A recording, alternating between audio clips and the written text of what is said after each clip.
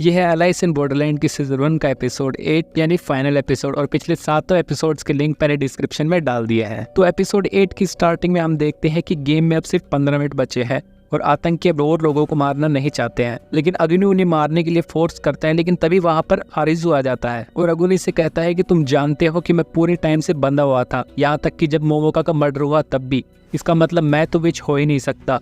अगर तुम भी विच नहीं हो तो मुझे मारने की जरूरत नहीं है, हम दोनों मिलकर विच का पता लगाएंगे। लेकिन अगुनी आरिज़ू के पास आता है और उसे हिट करता है। इस पर उसागी उससे बोलती है कि मैं जानती हूँ कि तुम इसे क्यों मार रहे हो, क्योंकि तुम ही विच हो। इस पर अगुनी जवाब देता है, हाँ मैं ही विच हूँ।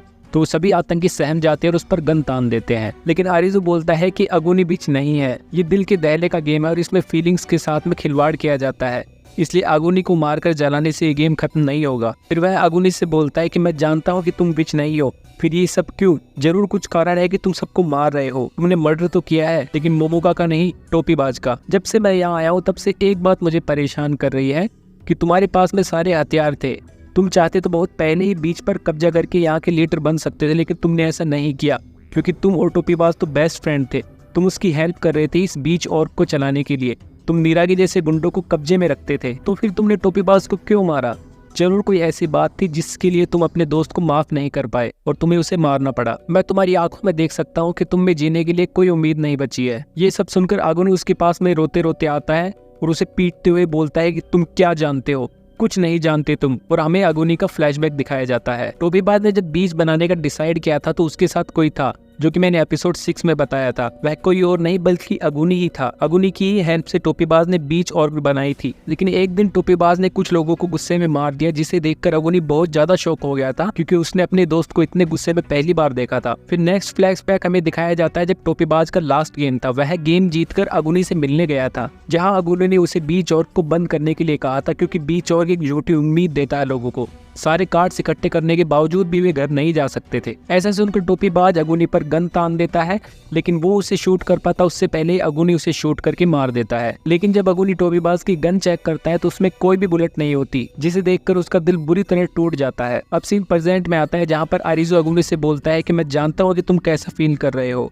कि दोस्तों की जान लेने पर कैसा महसूस होता है। मुझे भी सेम ऐसा ही फील हो रहा था जब मेरी वजह से मेरे दोस्तों की जान गई। गेम मास्टर तुम्हारे इसी टूटे दिल का फायदा उठा रहा है। अब सवाल आता है कि तो फिर विच है कौन? इस पर आरिज़ू बोलता है कि ऐसी कंडीशन में केवल एक ही पर्सन विच हो सकता है, वो है खुद मोमोका, यानी कि उसने अपनी जान खुद ली। अगर मैं गेम मास्टर होता तो मैं भी ऐसा ही करता। अगुनी फिर से आरिज़ू को हिट करता और बोलता है कि मैं ही विच हूँ और सबसे लड़ने लग जाता है। अब मोमोका की फ्रेंड आरिज़ू के पास आती है और बोलती है कि मैं अगुनी को रोक सकती हूँ, मैं उसे डिस्ट्रैक्ट करूंगी और तुम मोमोका की बॉडी को आग में जला देना। फिर वो सबके बीच में जाकर चिल्लाती है कि मैं इस गेम की डीलर हूँ, मैं उनमें से एक हूँ जो इस गेम को चला रहे हैं। तभी एक लेजर लाइट आती है और उसे मार देती है, जिससे सभी लोग शॉक हो जाते हैं और अगुनी भी रुक जाता है। तभी वहाँ पर एन और कोइना भी आ जाते हैं। एन सबको बताती है कि चाकू पर उल्टी पकड़ के निशान थे, जिसका मतलब साफ है कि मोमोका ने अपनी जान खुद ली है। अब आरिज़ू अगुनी से रिक्वेस्ट करता है कि अब बहुत हो चुका है, काफी लोग मारे जा चुके हैं, अब इस गेम को खत्म करो और बॉडी को जला दो। जब मोमोका की बॉडी को उठाकर जलाने के लिए ले जाने लगते हैं, तभी वहाँ पर तंदूरी बना हुआ नीरागी आता है और सब पर गन से अटैक कर देता है और सबको मारने लग जाता है।